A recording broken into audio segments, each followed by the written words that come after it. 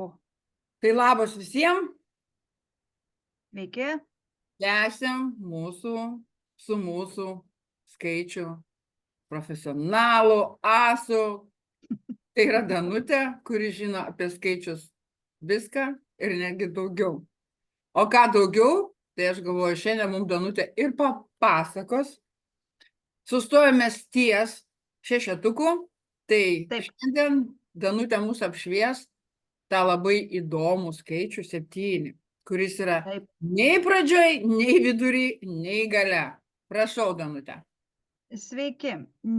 Taip, sustojom ties 6, baigiam pasakojom, dabar papasakosim, kas tas mūsų 7. 7 nėra toks labai jau, kaip pasakyt, wow, kad ten kažkas tokio nutiktų, bet jis numerologijoje egzistuoja, todėl jis ir turi savo reikšmę.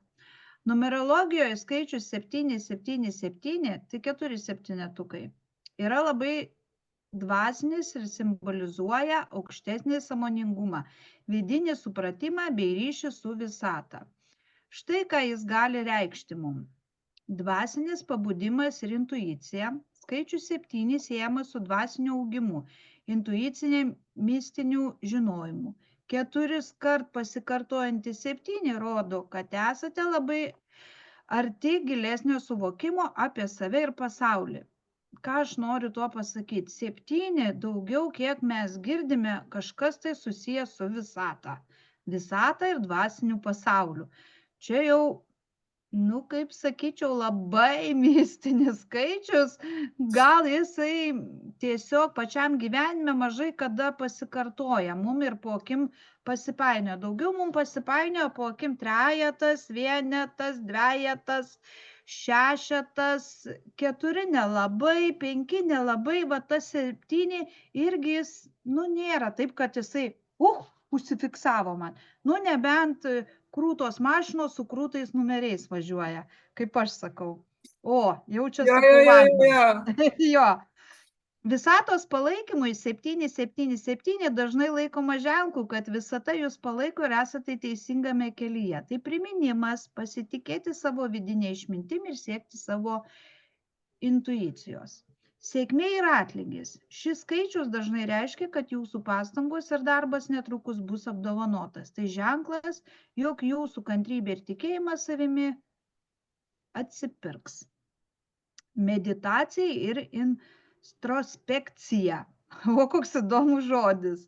7 kviečia susitelkti į savo vidinį pasaulį. Tai laikas, kai turime skirti dėmesio meditacijai. Meditacijai, savistabiai, įdomus žodžius, ir asmeniai refleksijai. Kokie psichologiniai žodžiai, sunkus tokie. Paslaptis ir tyrinėjimas. Šis skaičius taip pat gali būti ženklas, kad turite tyrinėti giliau tiek gyvenimo prasmę, tiek unikalias keliones. Sakau, 7 mažai kada pasitaiko žmonėm, todėl jisai toks kaip be, toks nelabai žymus skaičius. Jei dažnai matote šį skaičių, tai stiprus signalas, kad esate susiderinę su savim ir savo visatos energija. Tai ragina jūs išlaikyti tikėjimą savimi, atverti širdį naujoms dvasinėmis galimybėmis. Bet sakau, tas 777, nemanau, kad kiekvienam labai dažnai painios po akim. Tai jis daugiau, šis skaičius šneka apie dvasinį gyvenimą, apie energiją, stiprybę, apie darbą, apie emocijas, apie savo pakilimus. Už tai mum jis nelabai po akim ir painios tas 7-tukas. Koks ten buvo žodis labai įdomus? Introjekcija? Jo, man irgi, žinok, aš kelis kart buvau sustojus ties tuo žodžiu ir galvoju, koksai įdomus žodis. Psichologijoje introjekcija yra nesąmoningas kitų žmonių minčių ar asmenybės bruožų priėmimas. Tai vyksta kaip įprasta vystymosi dalis. Pavyzdžiui, vaikas perima tėvų vertybės ir požiūrį. Tai taip Va. pat gali būti gynybos mechanizmas situacijose, kurios kelia nerimą. Va. Tai pasirodo, tas 7 nėra toksai visiškai paprastas skaičius. Čia Nu, jis jis labai, sakau, jisai yra sudėtingas, už tai jisai nelabai dažnai pasikartoja ir tie toks apibendrinantis meditacijos ir to introspekcinis žodis labai daug ką duoda.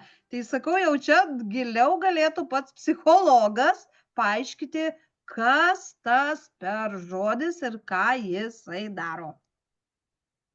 Jo. Ir man labai buvo irgi užkliuvęs, kad čia irgi daugiau turbūt aš įtariu, kad daugiau tas 7 su psichologiniais reiškiniais sutinka, nes tokie žodžiai kaip savistabai, tai irgi mūsų lietuvių kalboj labai retas žodis, kad jį naudotų.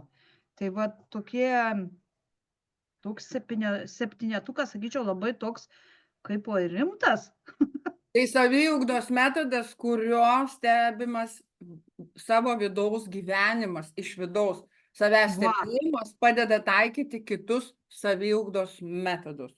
Va, sakau, rimtas skaičius. Už tai jis mum nesipainioja po akim. Tai jau tikrai. Nu, va, kaip pati esi psichologė, tau 7 turėtų būti pats įdomiausias skaičius, nes tai yra rimtas skaičius. Rimtas, bet man matai, kad pas mane.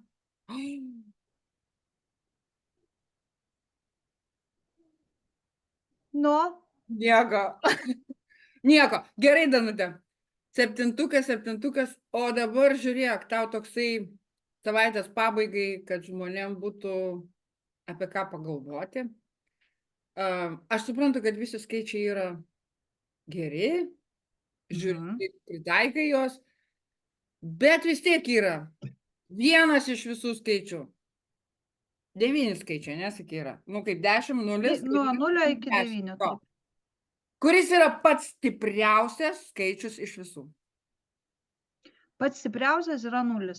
O! Sakykime, čia 0, 0, 0. Čia neskaičius, čia daugiau ženklas. O kuris yra pats silpniausias, mes dar nedaėjom iki galo, bet vis tiek. Nu, šiaip silpnesnių nėra, gal sakyčiau, iš visų tų skaičiukų nėra tokie jie, kaip pasakyti, kad gyvenime jų pasitaikytų. Tai yra pagrindiniai skaičiai. 0, 1, paskui trejetas eina, paskui 13, 33, o daugiau visi ir 9, 9, 9. Jis irgi yra stiprus ir labai daug ką reiškintis, kaip juoda katė, aš sakyčiau. Tai, kurios visi bijo, bet jinai nėra blogas ženklas. O kiti visi, va tas 2, 4, 5,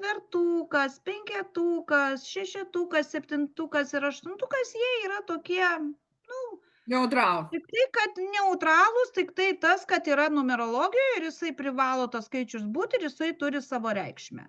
Kai pradedi numerologiją analizuoti, kai žmogui gimimo datą įskaičiuoji, tuos arkanus įskaičiuoji, nu jie vis tiek, arba kiti žmonės, kaip aš sakau, vieni dirba su Pitagoro teorema, kuri yra labai sunki numerologijoje, aš dirbu su arkaninė skaičiavimo metodu, man yra lengviau, todėl, kad aš dirbu su taro kortomis. Tai man arkanai daugiau arčiau širdies ir man jų skaičiavimas yra žymiai paprastesnis, nes žinot, kad matematinės lygtys yra be galo sunkios, visiems nuo vaikystės matematika yra, kažkas tokio. Nu tai va, tai tokie, tas ir 7 nėra jisai labai jau toks mum aktualus. Čia daugiau, sakyčiau, va, psichologinės srities žmonėm, kurie domisi psichologija ir mokosi psichologijos, jiems jau va tokie skaičiai, jau jie jį panarplinėję, galėtų dar daugiau žmogui pasakyti, kokia jo būsena. Supratau. Na ką tada? Laukiam 8. 8. Laukiam. Jau nedaug liko, 8, 9 ir galiausia mūsų stipriausias skaičius arba ženklas 0. O kuris 9. labai daug, mes 0 neturėjom. Ne, devintuką sakau, tu praleidai devintuką. Ai, devintukas. Gali būt. Praleidau. Nu, nemaišyk kaladės. Maišau kaladės. Nemaišyk kaladės. Tai ką? Kaip ir 7 skaičiai jau išgvildenti. Dar Taip, ateinančios sesijos bus 8, 9. Ir tas baisus nuliukas. taip. Ir tada pradėsim gvildenti. Ką? Nu, galėsim skaičių prasmes arba tiesiog pagvildenti, paėmę, paskaičiuoti gimimo datą kokią nors paimsim. O, turiu idėją. O gal kas pasirašys po mūsų postu ir parašys savo gimimo datą, mes tam žmogui suteiksim galimybę sužinoti apie save Nemokamai. nemokamai. Va, tai čia tokia gražia nata, tokiais gražiais Danutės žodžiais ir pasiaukojimu. Taip kad neprameskite to šanso sužinoti savo gimimo datą, datos reikšmę nemokamai. Taip, Kreipkitės į Danutę, susikontaktuokit su ją, susitarsit dėl laiko ir sužinosite, ką reiškia visgi ta jūsų gimimo data. Nes kiekvienas žmogus gimsta tam tinkamu laiku, o ne tada, kada jisai nori. Tada taip ir baigiam šios gražios savaitės, šio gražaus ryto sesiją apie septintuką. Iki malonaus. iki malonaus.